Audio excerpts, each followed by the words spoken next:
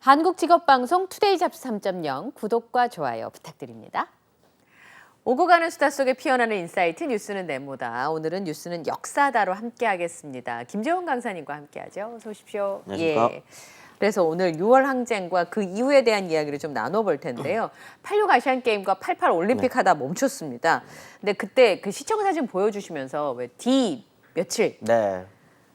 전국이 매일매일 그 하루하루를 세면서 제 기억이 맞다면 1년 남았습니다. 2년 남았습니다 해서 쇼프를 했던 것 같아요. 88 올림픽까지 얼마 남았습니다 하면 쇼프를 했을 정도로 전 국민이 거기에 이목이 쏠려 있었는데 그때는 신군부에서 무언가를 얘기하기가 되게 좋았을 것 같아요. 그럼요. 올림픽까지만. 네. 이걸 해야 되니까 참아주세요. 모든 걸 다 거기에 포커싱을 맞추니까요. 다시 한번 그 얘기를 좀 해주셨으면 좋겠습니다. 그러니까 뭐 올림픽 예. 준비라고 하는 게 단순 스포츠 대회가 아니다 보니까 뭐 경제 성장, 민주화까지도 뭐 다 전 사회적인 변화가 올림픽을 준비하는 과정에서 이루어졌다라고 생각하시면 될 것 같고요. 근데 이제 문제는 어쨌든 올림픽 준비는 국가에서 해야 되는 거다 보니까 국가에서도 거기에 맞춘 많은 사회적 변화들을 야기하고 있는 상황이었고 그 상황에서 이제 맞물리게 되는 거죠. 이제 올림픽 준비라고 하는 거를 사실 갖다 붙이면 되는 거예요. 민주화도 올림픽 준비를 위해서 우리가 이루어야 되는 것이라고 할 수도 있는 거고 경제 성장도 우리가 이걸 위해서 해야 되는 것. 예. 그다음에 어떤 사회적 자유도 이걸 위해서 해야 되는 것. 네. 그러다 보니까 서로 다른 얘기를 하고 있는 것 같지만 시민사회와 이 국가가 결국은 어디에선가 이렇게 만날 수밖에 없었던 거죠. 그게 이제 뻥 하고 터지게 되는 게 1987년이 되는 겁니다. 네. 외적으로는 굉장히 많이 달라진 모습을 보여줘야 됐죠. 그래서 사실은 노점상들도 다 없애고 길거리에 계곡이 이제 못 먹게 하고. 그래서 이제 그게 그 뒤로 보신탕으로 간 거였어요? 네네네. 그런 일들도 생기면서 사실은 피해자들이 굉장히 많이 생기는 뭐 가까운 중국의 경우에도 노숙하시는 분들 뭐 다 없애느라고 그럼요. 다 쫓아내고 이런 일도 벌어졌잖아요. 그런 부작용들도 충분히 있었던 것 같고 더 큰 거는 경기장에 지으면 되죠. 그때 경기장 못 지을까 봐 세계에서 굉장히 걱정했다고 하더라고요. 그럼요. 올림픽 주경기장 지금은 멀쩡하게 있고 새로 짓는다는 얘기도 하고 있고 보수공사도 한다고 얘기는 하지만 그 당시에는 대한민국에 저 경기할 수 있는 경기장을 지을 수 있을까? 이런 의문들이 많이 있었다고 하는데 또 한편으로는 올림픽이라고 하는 게 평화의 제전인데 말 그대로 뭐 선거나 정치 제도가 굉장히 후진적인 상황이었잖아요. 그렇죠. 체육관에서 대통령 뽑는. 그거부터 바꿔야 되는 거 아니었을까요? 네. 직선제라고 하는 게 어떻게 보면은 이제 이때 당시 민주화를 상징하는 언어, 이제 표현, 단어였었던 거죠. 지금은 되게 당연한 건데. 그렇죠. 근데 이때는 이제 너무나도 당연하지 않았었던 상황이다 보니까 요거를 위해 한 그 과정들이 좀 이제 진행이 됩니다. 직선제를 쟁취하기 위한 과정. 그렇죠. 이제 시작이 되는 거거든요. 근데 그런 계기가 되는 사건이 있었던 게요. 1985년 총선이었습니다. 85년 총선. 네, 1985년 총선에서 원래 사실 이때는 중선거구라 지역구에서 1, 2등이 당선이 될 수 있었어요. 근데 그러다 보니까 이제 당연히 여당이 압도적으로 승리할 거다라고 생각을 했었죠. 2등까지도 전라도에서도 2등까지 그러면 뭐 어쨌든 보수 여당이 이제 될수 당연히 있으니까. 이제 보수 여당 쪽에서 유리한 선거였는데 그렇잖아요. 이때 이제 원래 그 85년 이전까지 네. 거의 대부분의 민주화 운동을 해왔었던 그 정치인들의 다 어떤 구금 상태였었다고 그때 지난 시간에 말씀드렸잖아요. 살짝 풀어줍니다. 마찬가지로 올림픽 준비를 해야 되는. 그래서 너무 억압적일 수는 없으니까 일정 정도의 유화 조치를 하는 과정에서 풀어주게 되고요. 관제 야당뿐만 아니라 야당이 탄생할 수 있는 조건이 조금씩 갖추어진 거죠. 그 상황에서 85년이 돼서 원래 그 이전에 있었던 야당 이름이 신민당이었었거든요. 박정희 정권 시기에 야당 이름이. 신민당이란 이름은 못 쓰겠어요. 지금도 똑같습니다. 한 번 없어졌던 정당은 정당 이름을 똑같이 해가지고 못 만들어요. 지금도 법이 그래요? 그래서 그 민주당 앞에 자꾸 이상하게 붙는 거죠. 더불어, 뭐 새천년 뭐 이런 게 붙는 게 이때 이제 그렇게 만들어지는 건데 이때도 마찬가지로 신민당이라는 그 야당은 없어졌기 때문에 못 썼어요. 네. 근데 이제 사람들한테 어쨌든 우리가 그걸 계승하는 겁니다라고 하는 걸 보여줘야 되니까 신한민주당이라는 이름으로 신한민주당. 살짝 이름을 바꿔서 관제 야당이 아닌 정말 야당이 이제 완성이 된 거죠. 물론 이때도 원래 김영삼, 김대중이라는 걸출한 야당 정치인이 있었지만 당대표라든지 이런 직급까지는 못 올라갑니다. 그냥 억압을 당할 게 너무나도 뻔했기 때문에. 그래서 고문의 위치에 있고요. 신한민주당이 어쨌든 창당이 되면서 돌풍을 일으키면서 나름 선전을 하게 되고 제1야당으로 85년 총선에서 승리를 거두게 됩니다. 85년 총선에서 예. 물론 제1당은 여당이었지만 민정당이었지만 제1야당으로 이제 성장을 한 거죠. 관제 야당들을 제치고. 군부에 생각을 못했던 일이겠네요. 그렇죠. 이렇게 될 거라고 생각을 잘 못했는데 예. 그러다니까 당황을 한 거죠. 근데 어쨌든 제1야당으로서 이제 선명한 무엇인가를 해야 되니까 그 선명함 속에 제1번으로 포함됐었던 게 이제 직선제. 그렇게 딱 쟁취가. 보이잖아요. 예. 그래서 이제 직선제 쟁취를 위한 천만인 개헌 서명 운동을 이제 시작을 하는 거죠. 개헌 쉽지 않지 않아요? 네, 개헌이 이제 쉽지가 않죠. 예. 그러니까 여기 이제 85년에 시작이 됐지만 이게 이루어지는 게 또 2년까지 시간이 있는 거니까요. 네. 근데 85년, 6년, 7년 이 사이에요. 엄청난 일들이 많이 일어납니다. 어떤 85년 이제 이제 한국 사회 좀 변했구나라고 하는 어떤 신호탄이 됐었던 건 85년에 이제 구로동맹 파업이라는 구로에 있는 이제 노동자, 특히 여공 네. 노동자분들을 중심으로 연대 파업이 일어나면서 노동자들의 어떤 권익 향상을 위한 운동이 이제 일어났었던 거죠. 어떻게 보면은 거의 최초의 연대 파업입니다. 한국 전쟁 이후 거의 최초의 연대 파업이 일어나게 되면서 사회적 분위기가 좀 변하나? 네. 라고 하는 게 좀 감지가 됐고요. 그리고 86년이 되면 인천의 5.3 운동이라고 예.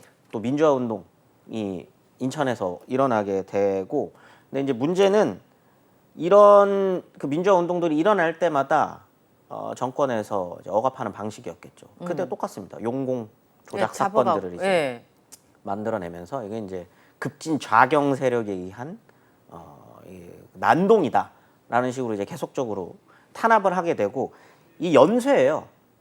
구로동맹 파업이 일어나고 그 이후에 인천 5.3 운동이 일어났는데 이거를 진압한다는 명목으로 또 대학생들을 잡아가는 일이 연쇄적으로 일어나게 되는 거죠.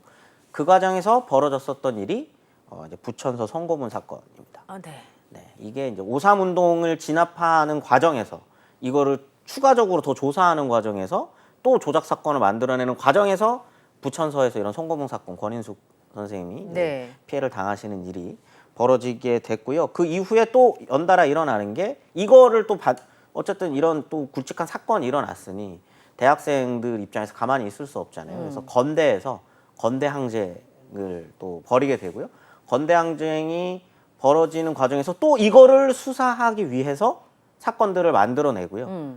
그때 벌어지는 일이 이제 1987년 1월에 벌어졌었던 박종철 열사의 고문 치사 사건입니다. 그러니까 노조 이렇게 해서는 이렇게 살 수 없다라고 하는 노동자들의 얘기를 탄압을 해야 되니까 소리를 죽여야 되니까 그 당시 신군부에서 저거는 빨갱이들이 혹은 좌파 세력들이 잠입을 해서 평범하고 성실한 노동자들을 쑤셔서 시위를 만들고 사회의 소요를 일으키려고 하는 것이다를 증명하기 위해서 없는 사실을 만들다 보니 고문을 하거나 아니면 할 수 없는 폭력적인 방식들을 이용하다 보니까 문제가 계속 생기고 그걸 덮으려고 또 사건이 벌어지고 또 만들고 또 조작을 하다 보니까 벌어진 일 중에 하나가 박종철 열사 고문 치사 사건이었던 거죠.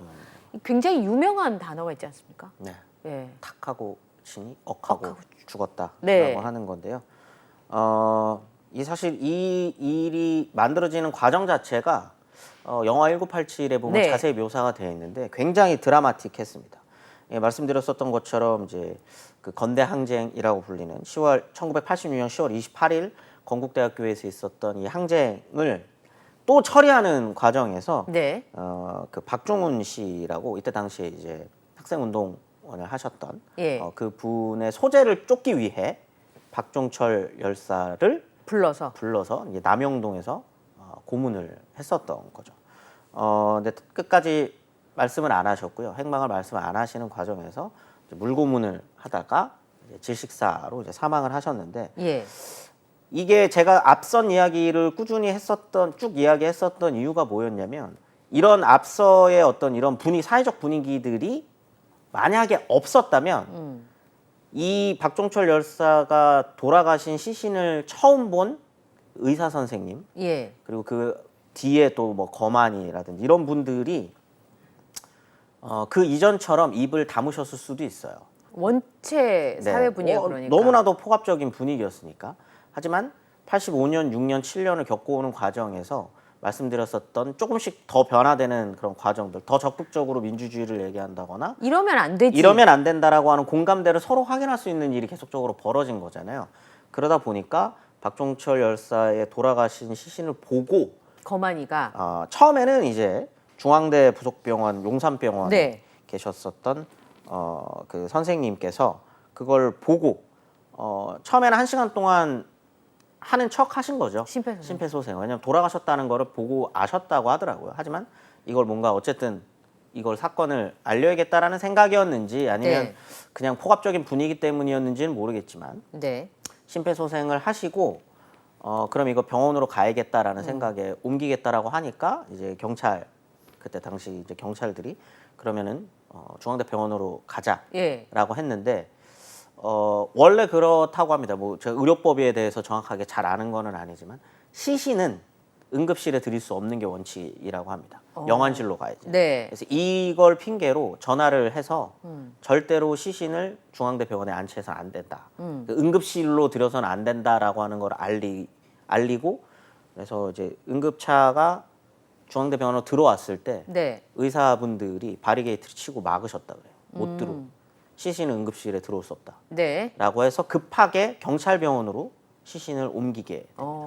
그게 시신이란 얘기인 거잖아요. 의사 그렇죠. 이건 선생님들이 네, 이거는 응급실에 들어와서 응급처치를 할 수 있는 상황 상황이 아니라 이미 사망한 상황인데 네. 왜 응급실에 들여서 마치 살아 있는 것처럼 조작하려고 하느냐. 경찰들 입장에서는 박종철 열사가 남영동에서 안 죽은 되니까. 사람이 되어서는 안 되기 때문에 옮기려고 했던 거 그걸 막으려고 했었던 거죠. 예, 그래서 경찰병원으로 갔다는 네, 거예요. 경찰병원으로 갔지만 이미 한번 스텝이 꼬이다 보니까 네. 당연히 거기서부터 이제 어쨌든 처음에 이걸 발견하신 분은 이제 중대병원 의사 선생님이었으니까 네. 이분한테 이제 뭐 사망 진단서라도 이제 떼려고 하니까 이제 예. 그분이 끝까지 그걸 거부하시고 부검을 할 수 있도록 조치를 취하게 됩니다. 예. 근데 이제 부검을까지 과정에서 이게 이미 어쨌든 문제가 이렇게 불거지게 된 거잖아요. 그러다 보니까 이게 신문에 네. 정말 짤막한 단신으로 하나가 나갑니다. 서울대 학생 조사 중 사망. 조사 중 사망. 네, 사망이라고 하는 그 정말 짤막한 단신을 보고 예. 난리가 난 거예요. 기자들이 그 행간을 보면 알잖아요. 아, 이 고문에 의한 사망이구나. 네. 그래서 이제 기자들이 이걸 이제 파헤치기 시작을 하고 조금씩 이제 세상에 진상이 알려지기 시작을 했었던 거죠. 알려지지 않고 묻혔을 수 있는 상황인데 네. 짧은 기사를 보고 근데 그 당시의 분위기가 이건 너무 심한데 이렇게 가면 안 되는데라는 공감대가 있었기 때문에 그런 사회적인 움직임들도 있었다는 거죠. 사람이 사망해서 나가는 동안 거만이를 비롯해서 많은 사람의 손을 거치게 된 다 입을 다문다면 그렇죠. 알려질 수가 없었을 맞습니다. 텐데 그 의사 선생님들의 행동이나 그 거만이 선생님의 행동이 사실은 사회적으로 이건 문제가 있다고 하는 문제의식이 있었기 때문에 가능하다는 설명이신 거죠. 문제의식이 있어도 사실 굉장히 폭압적이고 억압적이고 아무도 말을 할 수 없는 사회였다면 네. 말씀하지 못하셨을 수도 있는 거예요. 그런데 예. 조금씩 변화되고 있는 거죠. 사회가. 그리고 각자가 지금은 이거는 너무 아니지 않아라고 이렇게 살 하는 수는 없어. 예. 목소리들을 내고 있고 그게 이제 공감대가 형성이 되다 보니까 이분들도 그래 이건 아니지라고 하는 생각을 자연스럽게 하셨던 것 같습니다. 그래서 박종철 열사의 어떤 고문 이 사건에 가장 좀 적극적으로 이 세상에 알리려고 하셨던 분들이 이제 정의구현사재단 네. 미사에서 이제 이야기가 나오게 된 건데요. 그러다 보니까 이제 사람들이 다 알게 된 거예요. 그래서 어떻게든 이 사건을 정권에서는 신군부는 처리를 해야 되는 상황이었는데 언론 발표도 해야 되고 네네네. 뭐라고 얘기를 해야 되는 네. 거죠. 그래서 그때 나오는 이야기가 이제 탁하고 치니 억하고 억하고 죽었다라고 하는 거였습니다. 당연히 안 믿죠. 예. 받아들이지 않습니다. 그리고 계속해서 이게 고문에 의한 사망이다. 사망이었다라고 하는 거를 계속적으로 알리게 되고요. 어떻게든 꼬리를 잘라야 되는 정권 입장에서는 그래서 당시 조사에 참여했었던 2명의 경찰관에게 모든 것을 뒤집어 씌워요. 뒤집어 씌우고 구속시키는 일이 벌어지게 되는데요. 근데 이제 이게 역사가 좀 이게 참 재밌는 것 같아요. 그렇게 잡혀가셨던 두 분이 억울하셨던 거예요. 그렇죠. 네. 자기들한테만 이렇게 다 죄를 뒤집어 뒤집어 씌우니까. 씌우는 게 너무 억울했었던 거죠. 아마 영화 1987에도 잘 묘사가 됐었던 걸로 아는데 그 구치소에서 계속 애국가를 부른다거나 예. 난동을 피우는 거죠. 경찰들이. 그 잡혀갔던 두 예. 명이 막 노래를 부르고 막 애국가도 부르고 그다음 찬송가를 막 그렇게 부르는 거죠. 근데 또 우연이죠, 이건. 바로 옆방에 제야 민주화 운동을 하셨던 이부영 예. 전 고문께서 이제 수감이 되어 되어 있었는데 이제 그 소리를 듣고 저 무슨 소리야? 라고 이제 물어보게 되고 예. 억울함이 있답니다라고 해서 서로 이야기를 하게 되고 그 이야기를 적은 쪽지를 외부로 반출을 했었던 거죠. 또 예. 그게 이제 아마 영화에서는 유해진 씨가 맡으셨던 네. 그 교도관 분이셨는데 그래서 이게 이제 2명에서 한 게 아니라 굉장히 조직적이고 그런 사건이었다라고 하는 그 진실에 대해서 외부에 이제 알려지게 된 거죠. 그래서 그걸 가지고 아까 또 말씀드렸었던 정의구현 사재단에서 미사를 통해서 미사 시간에 네. 영동성당에서 그 얘기를 공개를 하게 되면서 또 세상에 알려지게 되고 난리가 납니다. 난리가 납니다. 정말 세상 완전히 뒤집히게 되는데 그럼에도 신군부는 개헌을 하지 않겠다라고 예. 하는 지금의 헌법을 수호하겠다라고 하는 이제 호헌 예. 선언을 하게 되는 거죠. 이제부터는 진짜 투쟁 아니면 이제 답이 없게 되는 거고요. 그 과정에서 이제 6월 10일로 네. 6월 10일에 전 국민이 다 같이 모여서 이 개헌을 추진해 호헌 철폐인 거죠 이제. 네. 호헌 철폐 그리고 이제 개헌을 직선제를 쟁취해야 된다라고 하는 구호를 외치자라고 하게 됐는데 여기서 또 하나 큰 사건이 벌어지는 게 예. 6월 10일로 약속은 했지만 그 전부터 계속 지금 시위를 하고 있는 거예요. 저 학교 다닐 때 최루탄이 네. 초등학생이었는데 너무 눈이 매운 거예요. 그러니까 전국이 다 그랬어요 그때는. 계속 시위를 하고 있는 상황이었습니다. 그래서 6월 10일로 약속은 했지만 그 전에도 시위는 계속 하고 있는 거죠. 예. 그래서 6월 9일도 마찬가지였습니다. 예. 6월 9일도 대학생들, 특히 이제 대학생들을 중심으로 각자 대학교 앞에서 그렇죠. 시위를 하고 있었던 거예요. 연세대도 마찬가지였습니다. 그 과정에서 시위를 하고 있던 이한열 열사가 직사된 체루탄에 맞아서 이제 피격당하게 된 거죠. 사람들이 좀 잘 모르시는 게 저때 바로 돌아가시지 않으셨어요. 예. 그때는 응급실로 이송이 됩니다. 그래서 근데 저 사진이 일간지 일면에 실리게 된 거죠. 그 다음 날. 네. 그래서 원래는 6월 10일 날 한다라고 시위가 열린다라고 하는 건 다들 알고 있었어요. 근데 그걸 막기 위해서 정권에서 신군부에서는 일단 기본적으로 강화문 이 인근은 지하철이 서지 못하게 했습니다. 무정차 통과를 하게 됐었고 경적 울리거나 예. 클락션을 울려가지고 여기 시위에 동참하는 게 되면 도로교통법 위반으로 잡아가겠다라고 이제 협박을 한 거예요. 국민들을 상대로. 예. 근데 그날 아침에 저런 사진이 일간지에 실리게 되면서 완전히 뒤집히게 된 거죠. 이건 안 된다. 더 이상은 안 된다. 라고 하는 공감대가 다시 한번 또 형성이 되게 되고 이게 되게 웃긴 게 무정차를 했잖아요. 그럼 광화문이랑 시청 인근에 있었던 직장인들이 예. 퇴근을 못 하는 거예요. 오. 그래서 자연스럽게 시위에 합류를 합니다. 어머나. 그래서 시위가 훨씬 더 커지게 된 거죠. 그래서 이제 전국적으로 시위가 펼쳐지게 되는 건데 왜 저희가 6월 항쟁을 60항쟁이라고 부르냐면 이때부터 이제 시위가 걷잡을 수 없이 커지게 네. 되니까 훨씬 더 폭력적으로 진압을 시작을 해요. 그렇겠죠. 근데 그 과정에서 이 폭력적인 진압을 피해서 도망가게 되는 공간이 명동성당이었어요. 아, 네.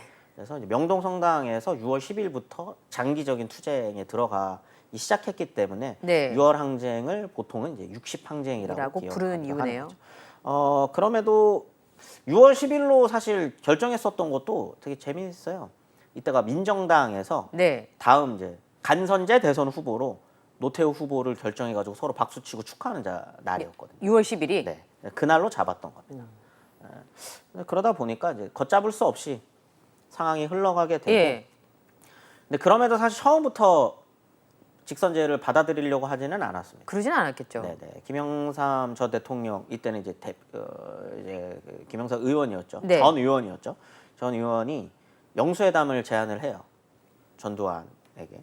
그런데 이제 그게 이제 결렬이 되고 계속적으로 엇나가기 시작을 하다가 결국은 이제 시간이 좀 지나고 난 뒤에 결국은 직선제를 받아들이게 되고 그 다음에 이제 대통령 선거가 네. 1988년에 이루어질 수 있게 되는 거예요. 그 직선제 개헌을 발표를 하게 된 거잖아요. 네. 말하자면. 그런데 일종의 그 6.29 선언이 우리한테 갖는 의미가 굉장히 크지 않습니까? 네. 60항쟁으로 시작됐다면 한 달이 채 되지 않아서 6.29 선언을 하게 된 거 아니겠습니까? 예. 이 직선제 개헌을 발표하고 난 다음의 상황, 이제 6.29 네. 선언을 하는 상황인 건데요. 네. 저희는 결과를 알잖아요. 예.